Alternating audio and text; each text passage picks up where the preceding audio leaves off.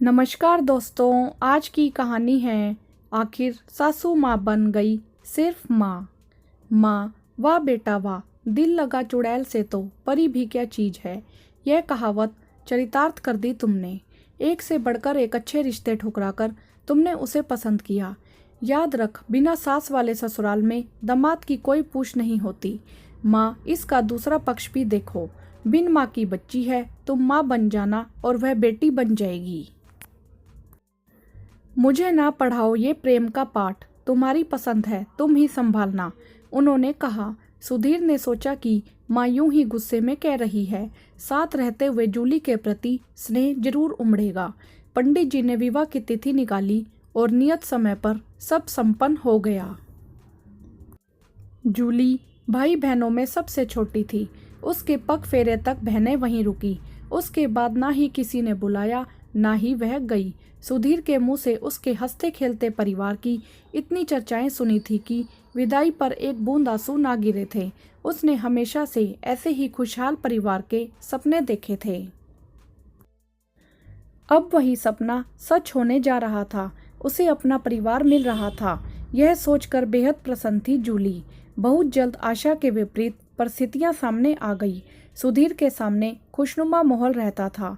उसके ऑफिस जाते ही एक एक पल काटना मुश्किल हो जाता। बस काम की बातें होती। सारी दोपहरी अकेले बैठे बिताती। एक कड़वाहट की दीवार थी जो कुसुम जी और जूली के बीच बनी हुई थी। मुंह खोलती तो बस विरोध जताने के लिए, भले ही मुद्दे अलग अलग होते। कभी प्रेम विवाह की बुराइयां, तो कभी कुकिंग के तरीकों पर उपदेश, तो कभी मायके वालों की बेरुखी की चर्चा। मतलब साफ था कि इस रिश्ते को उन्होंने मन से स्वीकार नहीं किया था। उसने एक दो बार सुधीर से इस बारे में कहा भी, पर वह टाल गया। वह भी क्या करता। इस शादी के लिए घर वालों को मनाने में ही उसकी सारी ऊर्जा निकल गई थी। दिन निकल रहे थे, पर दूरियां रुकने का नाम ही नहीं ले रही थी। मन में यही सब सोचती जूली एक दिन सीढ़ियों से फिसल गई। दाहिने पैर का फ्रैक्चर हुआ था। डॉक्टर ने 3 हफ्ते के लिए प्लास्टर चढ़ा दिया था। ऐसे में वह पूरी तरह से पराश्रित हो गई थी। ससुराल में काम करते हुए फिर भी वक्त गुजरता है। बीमार होने के बाद उसे दिन पहाड़ से लगने लगे थे। ऊपर से रिश्तेदारों के फोन आते रहते। सासू माँ के मायके वाले भी उठपटांग सलाह दिया करते। आज भी उनका मायका आबाद था। उनकी ओर से हर तीज त्योहार में बुलावा आ जाता। एक दिन कुसुम जी की माँ ने यह तक कह दिया कि जूली को मायके भेज दो। क्या अब बुढ़ापे में बहू की सेवा करोगी। उनके लिए बड़ी दुविधा की घड़ी थी। एक और जहां बहू के आने से गृहस्थी से छुट्टी मिलनी चाहिए थी, वहीं जिम्मेदारियां बढ़ गई थी।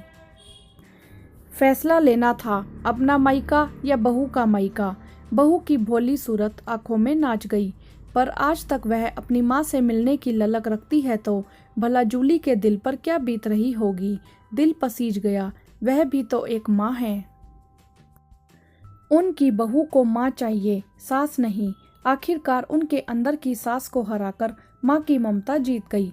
अपनी माँ को फोन मिलाया और कहा कि यह मेरी बहू का मायका है, वह यहीं आराम करेगी। जिसे मुझसे मिलने की उत्कंठा है, वह शौक से यहाँ आ जाए। मेरी बहू के मायके में आप सभी का स्वागत है।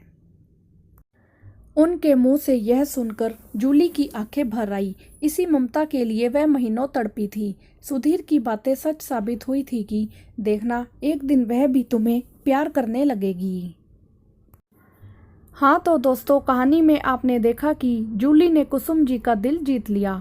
कुसुम जी जूली की सासू माँ से सिर्फ माँ बन गई। आपकी इस विषय में क्या राय है, आप हमें कमेंट करके जरूर बताएं। वीडियो को लाइक करें, शेयर करें और चैनल को सब्सक्राइब भी करें। धन्यवाद।